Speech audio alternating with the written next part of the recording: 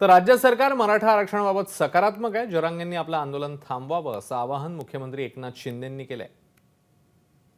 खरं म्हणजे आंदोलकांनी सकारात्मक सरकार असेल तर सकारात्मक भूमिका घेतली पाहिजे।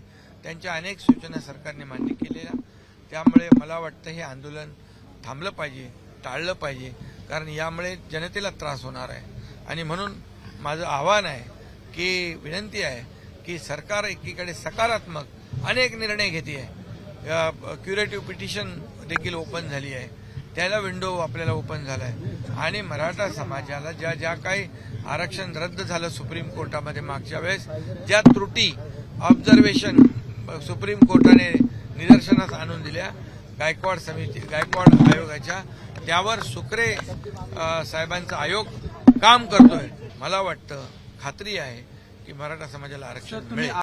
मनोज जरांगे पाटील मुंबईकडे निघालेले आहेत।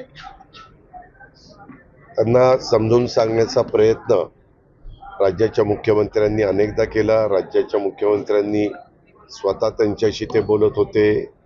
काही जणांना बच्चू कडू आणि काही दूत देखील ते तिथं पाठवत होते, समजावून सांगत होते की गेले काही दिवस राज्य सरकार या आरक्षणाच्या बद्दल कशा पद्धतीनं काही निर्णय घेतलेले आहेत।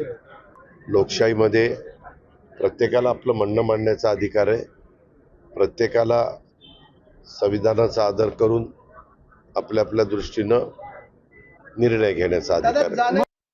जरांगेच्या आंदोलनाने मुंबईमध्ये कायदा सुव्यवस्थेचा प्रश्न निर्माण होऊ शकतो, त्यांना प्रवेश मिळेल का? योग्य वेळी त्याच्यावर सांगेन। एबीपी माझा, उघडा डोळे बघा नीट।